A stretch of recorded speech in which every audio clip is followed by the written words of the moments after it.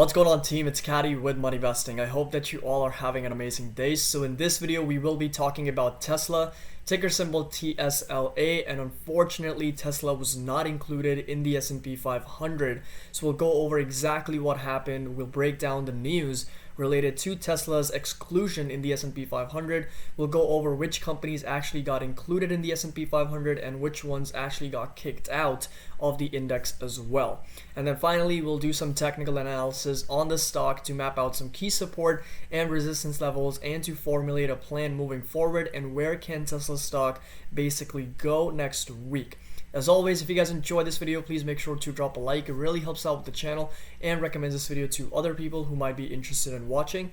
Also, make sure that you subscribe if you're new and hit that notification bell so you don't miss out on any future market updates and videos related to investing and or technical breakdowns. So Friday evening after the markets closed, the news broke free that Tesla is not one of the companies to be included in the S&P 500, which is very unfortunate despite meeting all the criteria required to be in the index. The company is based in the United States and has a market cap of almost $400 billion, which is well above the required $8.2 billion market cap. The company has generated a profitable recent quarter along with reporting 4 consecutive profitable quarters as well. So it seemed like a done deal, but instead the S&P Global threw a curveball and did not include Tesla in the S&P 500.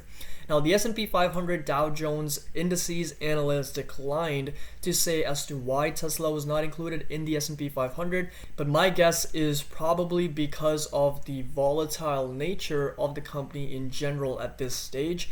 That simply means that there may be some uncertainty related to the company's profitability and how consistent can they be reporting profitable quarters in the future. And of course, the stock price is incredibly volatile with a very high beta and an average true range of close to 20 to 23, which makes Tesla's market cap swing a lot every single day.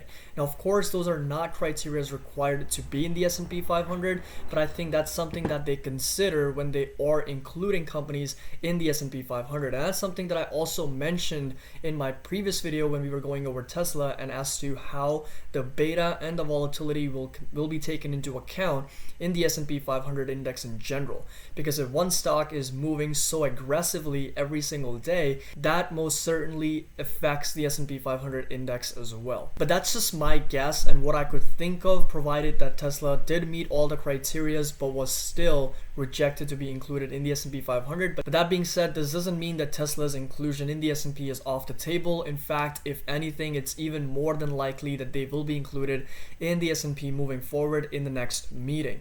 Now, if you were to look at the S&P 500 and the top 10 list of the companies based on market cap, you can see that Tesla will fit right in with a $400 billion market cap, which is quite significant. Now, quickly going over the companies that got booted out of the S&P 500, those include H&R Block, Coty, I'm probably announcing this incorrectly, and then of course Kohl's, which was excluded out of the S&P 500, and they were all either flat or down after hours on Friday.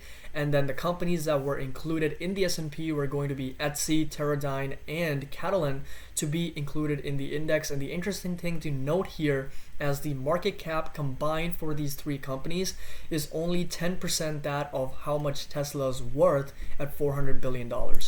So let me know in the comment section down below, what do you think? What was the reason behind Tesla's exclusion in the S&P 500? I'd love to hear from you guys, and I'd love to hear what you guys have to say about Tesla and their exclusion in the S&P 500. Alright guys, so here we are inside my TradingView platform looking at Tesla, ticker symbol TSLA, and as of the most recent close on Friday, the stock closed at $418.32 and it was up just over 2.7%.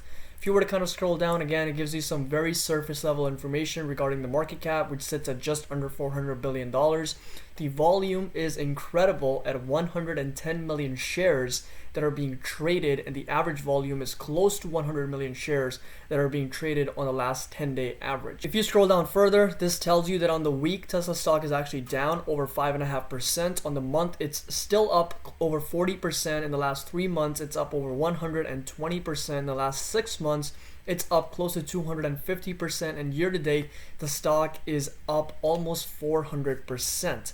And this right here is going to be the income statement on an annual basis going back 4 years, and this right here is going to be the quarter by quarter income statement. You can see how the company has reported profitable quarters in the last 4 quarters. And then if you were to kind of look at the stock price, you can see how this has been such an incredible rise from March lows when the stock was essentially trading at $71. And this is of course after the split has already taken place. It rallied all the way as high as $541, going up over 600%.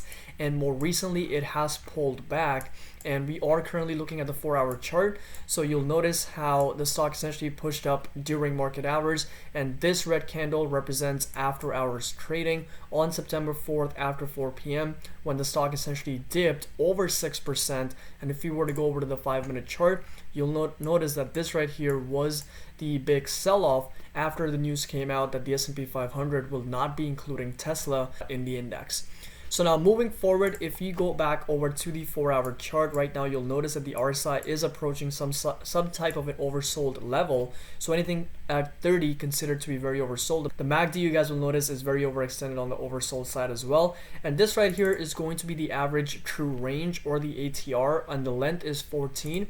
So if you were to go over to the daily chart, you'll notice that the average true range for Tesla stock is 31.9. That essentially means that on any given day, Tesla stock can potentially move $31 to $32 in a single day. And if you were to compare that to the S&P 500, which is going to be SPX, or let's compare that to the S&P 500 index ETF, that's SPY, that has an average daily true range of 4.96 or close to $5. So you can see the difference between the volatility and how aggressively Tesla moves on a day-to-day basis. If we compare that to Apple stock, ticker symbol AAPL, the average true range again is going to be $5 or 5.12, and Tesla on the other hand is sitting at 31.9. Now of course the stock prices are different, so a better measurement would be taking the ATR and dividing it by the stock price for us to understand the percentage change on a day-to-day basis. And for Tesla, I believe that number is around 6 to 7%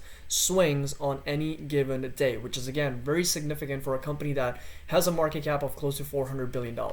Now that being said, if you were to kind of map out some key support and resistance levels, the all-time high is going to be sitting at $502.49, and the pre-market or the after hours trading session has even hit highs of $538, which is what this represents right here, and essentially got rejected. And then we saw a huge sell-off last week all the way down to this level at $375. So that, in my opinion, could potentially start acting as a new support moving forward.